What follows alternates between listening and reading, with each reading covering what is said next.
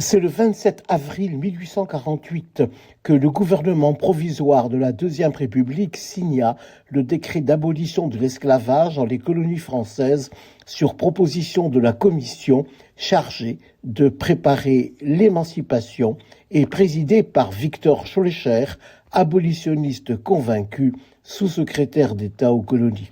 Ce fut l'aboutissement d'un long cheminement qui passa par la fondation en 1788 de la Société des Amis des Noirs, avec notamment Mirabeau, Condorcet, l'abbé Grégoire, puis par l'éphémère et incomplète abolition de l'esclavage par la Convention le 4 février 1794.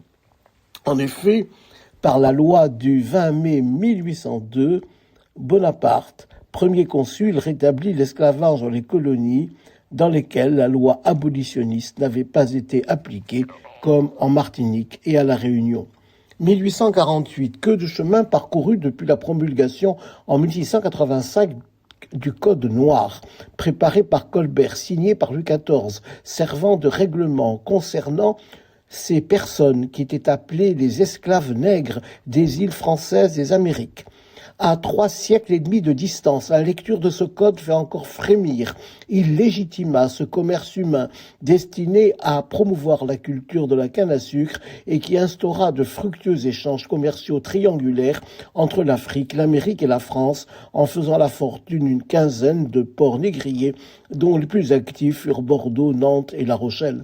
Ce code noir était-il hérité du droit romain, ou ne fut-il finalement que le produit pragmatique des administrateurs royaux œuvrant dans les îles? Peu importe. On y lit en tout cas que les esclaves sont des meubles qui peuvent être punis de mort par leur maître s'ils les agressent, eux ou un membre de leur famille, au visage, ou avec contusion ou effusion de sang. Ils peuvent avoir les oreilles coupées, être marqués d'une fleur de lys en cas de fugue, et ils peuvent être punis de mort à la 3e tentative. Ce code voulut aussi instaurer des protections des esclaves que leurs maîtres ne pouvaient ni torturer ni mutiler, alors qu'ils pouvaient les faire enchaîner et les faire battre de verges de cordes. Les esclaves pouvaient être affranchis et étaient libres les enfants qui naissaient de l'union d'un esclave et d'une femme libre.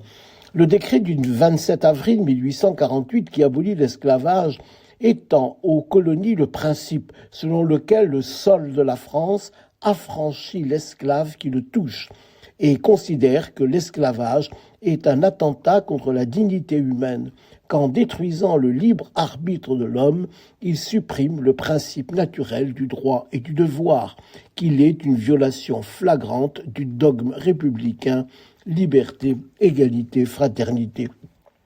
C'est la loi du 21 mai 2001 qui a déclaré que la traite négrière transatlantique ainsi que la traite dans l'océan Indien d'une part et l'esclavage d'autre part perpétré à partir du XVe siècle aux Amériques et aux Caraïbes dans l'océan Indien et en Europe contre les populations africaines, amérindiennes, malgaches et indiennes constitue un crime contre l'humanité. En application du décret du 31 mars 2006, le 10 mai est devenu en France la journée des mémoires et de réflexion sur la traite, l'esclavage et leurs abolitions. L'Assemblée nationale a souhaité abolir le Code noir ce jeudi 28 mai 2026. Était-ce bien nécessaire depuis les lois qui ont aboli l'esclavage en France et l'ont proclamé crime contre l'humanité? Ce fut fait par un vote heureusement unanime qui confirme l'attachement de la France à l'égale dignité de tous les êtres humains. La si longue tolérance de l'esclavage conduit sur le plan éthique à se méfier de toute distanciation entre le corps et la personne humaine. 2 assertions se croisent. La première considère qu'il faut identifier, assimiler, confondre le corps et la personne humaine, ce qui du coup met le corps en dehors du champ patrimonial. La seconde considère que le corps est une chose, mais qu'il est une propriété inaliénable de l'être humain, une propriété intangible à laquelle on ne peut pas toucher.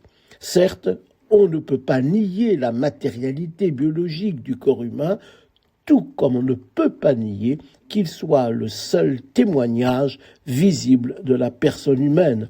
À ce titre, nul ne peut avoir le moindre droit sur le corps d'autrui au nom d'une anthropologie qui refuse de fait toute distinction entre le corps vivant et la personne. Il reste à espérer que tous les pays qui, dans le passé ou au présent, ont été ou sont encore impliqués dans l'esclavage, suivent l'exemple de la France, car l'éradication de l'esclavage et de ses formes modernes dans le monde n'est pas encore achevée.